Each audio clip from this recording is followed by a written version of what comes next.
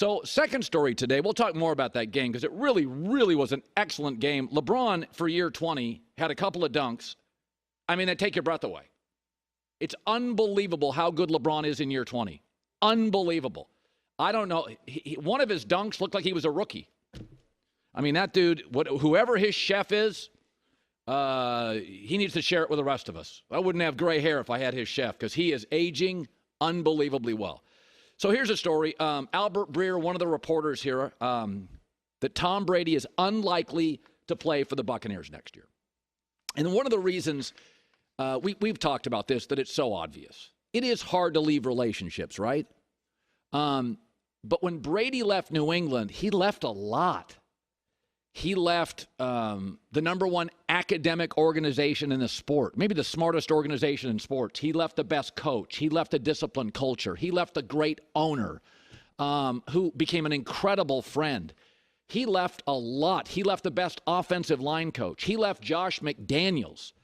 Brady left a lot in New England. It was not an easy decision. What's he leaving in Tampa? We don't know if they have the head coaching situation right. The O-line's been banged up all year. His receivers are aging. So is the front seven defensively. And as an organization, it's always been a little squirrely. I like the Buccaneers, but they've always been squirrely. It is much easier to bail on Tampa right now. They're like turning a really cool rental car in after 4 great days in Vegas. I really appreciated it. You really liked it. You saw the town, some interesting memories, but you're turning in a rental car. This isn't the first car you've ever owned.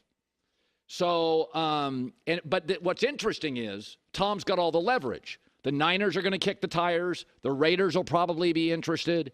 He can retire. He can come over to Fox in broadcasting. He has a signed contract. So Tommy's got all the leverage, but it is a cautionary tale. It's what the Cavs did with LeBron, what the Lakers are doing with LeBron, and what the Bucs are doing with Brady. When you decide to build around an aging star, the Cavs did it late with LeBron. The Lakers certainly did it. What did LeBron want in Los Angeles? Get rid of the young guys, get me AD and veterans, and you can win. They did in the bubble. But if LeBron left tomorrow, what do they have? And when Tom leaves the Bucs, what do they have? They brought in the Gronk. They brought in AB. They got players he could relate to, veteran players. They overpaid, brought all 22 guys back after the Super Bowl, right? Ideally, you'd like to move off a couple of those big price tags. Now they're getting a little old in the front seven. Receivers can't stay as healthy. O-line falling apart. So when you decide, hey, we love this superstar. The Cavs were a losing organization, kind of desperate. We'll go all in to get a title. Buccaneers, squirrely, kind of desperate. Jameis Winston not working. We'll build around the aging star. The star, LeBron, moves off and gets rich in L.A. and wins another title. Brady could move off to San Francisco and win another title. It's a cautionary tale.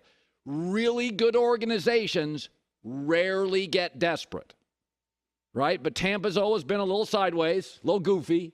And the Cavaliers, I mean, let's be honest, without LeBron in the last 20 years, not been great. So that's where we stand today. Brady probably not returning. He's turning in the rental car. There's not a lot of emotional connections here, right? Albert Breer yesterday on the familiarity, why familiarity elsewhere might help Brady leave Tampa. I think there are certain things he appreciates more now about the New England experience, whether it's the discipline in the program, it's how tight everything was wound, how the game was called, the offensive coaching he had. And it sort of takes me back to, when Josh McDaniels left New England the first time and went to Denver, and Billy O'Brien got promoted, it was 2009, got promoted to become the offensive play caller.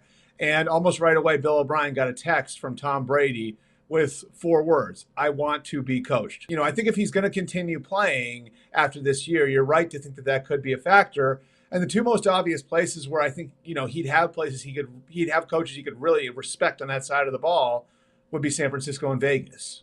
Keep your eyes on both.